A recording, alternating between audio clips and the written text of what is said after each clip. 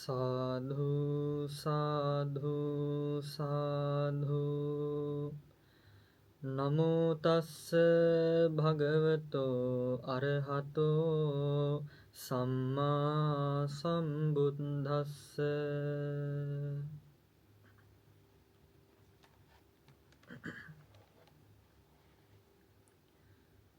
පූජනීය මහා සංඝරත්නයන් අවසරයි. ආදරණීය දෝල පුතාල ඇතුළු ශ්‍රද්ධාවන්ත හැමදෙනාටම තෙරුවනේ අනන්ත ආශිර්වාද බලයෙන් සියලු කායික මානසික සැනසෙල්ල වේවා කියලා මම පළමු කොට ආශිර්වාද කරනවා, ප්‍රාර්ථනා කරනවා. බුදුරජාණන් වහන්සේගේ ශාසනය කියන්නේ පින්වතුනි අපේ ජීවිතයට හැම අතකින්ම ප්‍රතිලාභ ලබා දෙන තොටමුණක්. නිසා බුදුරජාණන් වහන්සේ යම් කෙනෙක් සරණ යනවාද ඒ සරණ යන ශ්‍රාවකයාට ලැබෙන ප්‍රතිලාභ අප්‍රමාණයි. මෙතකයි කියා නිමා කරන්න බෑ. එනිසා දැන් අපේ මේ ජීවිතයට බුදුරජාණන් වහන්සේගේ සරණ, ධර්ම රත්නයේ සරණ, මහා සංඝ රත්නයේ පිහිට ලැබිච්ච අවස්ථාව තුළ අපට කළ යුතු දෙයක් තියෙනවා. ඒ තමයි මේ උතුම් ධම් මාර්ගය තුළ මනසේ පිළිපැදීම. ධර්මානුධර්ම ප්‍රතිපන්න ජීවිතයක් තමා තුළ සකසා ගැනීම. එනිසා තමයි මේ උතුම් ධර්මයේ තුලින් හැම දිනාටම ආමන්ත්‍රණය කරන්නේ. මේ ලෝකයේ කවුරුත් කැමති පින්වතුනි පියකරුව ලස්සනට කාගෙත් ගරුමානය බහුමානය දිනාගෙන ජීවත් වෙන්න.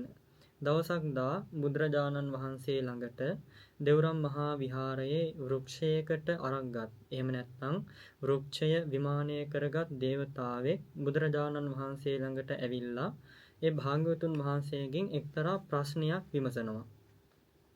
ඒ දේවතාව අසනවා, ස්වාමීනි භාග්‍යවතුන් වහන්සේ අරඤ්ඤේ විහරන්තානං, මේ කැලෑවේ වාසය කරන, ආරණ්‍යක වාසය කරන සන්තානම් බ්‍රහ්මචාරීනම්, සියලුම කාමයන්ගෙන් වෙන් වෙලා බ්‍රහ්මචාරී ජීවිතයක් ගත කරන, ඒක භත්තම් බුඤ්ජමානම්, ස්වාමීනි එක වේලක් පමණක් වළඳන, විකාලේ නොවළඳ කාලේහි පමණක් වළඳන කේන වන්නෝ පසීදති, මේ ස්වාමීන් වහන්සේලා කෙසේනම් ස්වාමීනි ජනයාට ප්‍රියකරු වන්නේද කියලා මෙන්න මේ දේවතාව ප්‍රශ්නයක් අසා සිටියා. දැන් සාමාන්‍යයෙන් පින්වතුනි ගත්තාම විකාලේ නොවළඳා, එහෙම නැත්නම් අරුණෝදේ පටන් මධ්‍යහාන දක්වා පමණයි ස්වාමීන් වහන්සේ නමක් දානේ වළඳන්නේ. ආයේ මධ්‍යහානයේ පටන් පසුදා උදෑසන දක්වා අරුණෝදේ දක්වා ස්වාමීන් වහන්සේ නමක් කැපසරු ආකාරයෙන් ලැබෙන ගිලම්පසක් මිසක් ආයේ ඝන ආහාරයක් වළඳන්නේ නැහැ. සාමාන්‍යයෙන් ගත්තොත් ඒක මේ ලෝකේ ජීවත් වෙන කෙනෙකුට අමාරු දෙයක්. ආහාර නොගෙන ඉන්නවා කියන එක විකාලය තුල. ඒ වගේම තමයි දැන් කැලේක වාසය කරනවා කියන එකත් බොහොම අමාරු දෙයක්.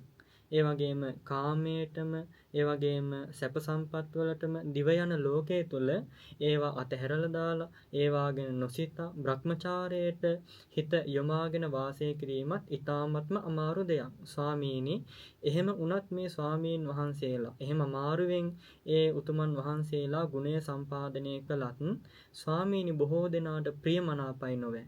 ඔන්නෝම් ප්‍රශ්නයක් මේ දේවතාව බුදුරජාණන් වහන්සේගෙන් විමසා සිටියා.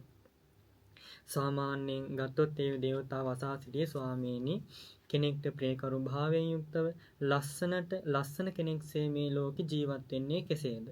අන්න ඒ වෙලාවේ බුදුරජාණන් වහන්සේ දේශනා කළා දේවතාව ඒකට හේතුවක් තියෙනවා. භාගතුන් වහන්සේ දේශනා කළා අතීතං නානුසෝචන්ති, දේවතාවෙනි ඒ ස්වාමින් වහන්සේලා මෙන්න මේ ධර්මතා පිළිපදිනවා. මොනවාද? අතීතං නානුසෝචන්ති නප්පජප්පන්ති නාගතං පච්චුප්පන්නේන යාපෙන්ති තේන වන්නෝ පසීදති. ඒ කැලේ වාසය කරන, එක වේලක් පමණක් වළඳා ජීවත් වන, භ්‍රමචාරී ජීවිතයක් ගත කරන ස්වාමීන් වහන්සේලා ප්‍රියමනාප වෙන්න හේතුව තමයි ඒ උතුමන් වහන්සේලා අතීතය ගැන හිතන්නේ නැහැ. ඒකයි අතීතන්නානුසෝචන්ති කියලා දේශනා කළේ. දැන් අපි හිතමු අපේ මේ ජීවිතය තුළ අතීතයේ වෙච්ච දෙයක් තියෙනවා කියලා. ඒ අතීතයේ වෙච්ච දේවල් තණ්හාවෙන්, ditthියෙන්, මානෙන් අල්ලාගෙන ඒවා මැත්තේ නැහෙන්න යන්නේ නැහැ. අතීතය ගැන හිතන්නේ නැහැ. පසුතැවීම් ඇති කරගන්නේ නැහැ. මගේ ජීවිතේ මෙන්න මේ වගේ දේවල් වුණා කියලා. එහෙම පසුතැවීම් උන්වහන්සේලාගේ හදවත්වල නැහැ. ඒක තමයි පළවෙනි කාරණය. දෙවෙනි කාරණේ තමයි නප්ප ජප්පන්ති නාගතං. නොපැමිණි අනාගතයක් ගැන අමුතු බලාපොරොත්තු අමුතු සිහින ඒ ස්වාමීන් වහන්සේලාගේ හදවතේ නැහැ. ඒ කියන්නේ දැන් අනාගතය දන්නේ නැහැනේ පින්වතුනි අපි අපේ අනාගතේ මොනවා වෙයිද කියලා. ඉතින් මේ නොපැමිණි අනාගතේ කොහොමත් අපිට තීරණ ගන්න අමාරුයි. ඒ නොපැමිණි අනාගතය ගැන ඒ ස්වාමීන් වහන්සේලා තකන්නේ නැහැ, හිතන්නේ නැහැ. මෙන්න මේ හෙට දවසේ මට මෙහෙම වේවා. ඒ වගේම ඊළඟ සතියේ මෙන්න මෙහෙම වේවා. එහෙම හිතන්නේ යන්නේ නැහැ. එහෙනම් අතීතය ගැන නොසිතීම, අනාගතය ගැන අමුතු බලාපොරොත්තු, අමුතු ප්‍රාර්ථනා ඒ හදවත්වල නොතියා ගැනීම. තුන්වෙනි කාරණේ තමයි පච්චුප්පන්නේන යාපෙන්ති. ඒ ස්වාමීන් වහන්සේලා වර්තමානයේ තුල අධ්‍යතන වශයෙන් යම් දෙයක් ලැබෙනවාද චීවර, සේනාසන, පිණ්ඩපාත, ගිලාන ප්‍රත්‍ය වශයෙන්. ඔන්න ඔය ලැබෙන දෙයින් හදවතේ උප්පරිම සෑහීමකටපත් වෙනවා. ආය අමුතු සැප සම්පත් බලාපොරොත්තු වෙන්නේ යන්නේ නැහැ. ඔන්න ඔය කියපු කාරණා තුන දේවතාවිනි කෙනෙක්ගේ ජීවිතය තුළ විද්‍යමාන වෙනවා නම් තේන වන්නෝ පසීදති. අන්න ඒකනා පියකරු භාවයට පත් වෙනවා. කාගෙත් ගරුමානිය දිනා ගන්නවා. කාගෙත් ප්‍රශංසාවට ලක් වෙනවා කියලා බුදුරජාණන් වහන්සේ මේ දහම් පරයය දේශනාවකට වදාළා. එනිසා පින්වතුනි අපේ ජීවිතයේ අතීතයේ මොනතරම් වැරදි වෙලා තිබ්බත් ඒව ගැන හිත හිතා පසුතැවීම නෙවෙයි කළ යුත්තේ. අපේ ජීවිතේ එහෙම වැරදි වෙලා තිබ්බා හෝ නැතා හෝ මේ ඉන්න ටිකේ වර්තමානයේ තුල කුසලයක් සම්පාදනය කරන්නයි අපි නිතර දෙවේලේ කල්පනා කළ යුත්තේ. එනිසා අතීතය ගැන හිතන්න යන්න එපා. ඒ වගේම අනාගතය ගැන 아무තු බලාපොරොත්තු ඔය හදවත් තුළ තියාගන්නත් එපා. ඒක මහ බරක් අපේ හදවතට. ඒ වගේම තමයි වර්තමානයේ අපට යම් දෙයක්ද ලැබුණේ. ඒ ලැබිච්ච දේෙන් හදවත සතුටු කරගෙන ඒ වගේම යම් සැපයක් බලාපොරොත්තු වෙනවා නම් ඒ සඳහා ධාර්මිකව කටයුතු සම්පාදනය කරන්න.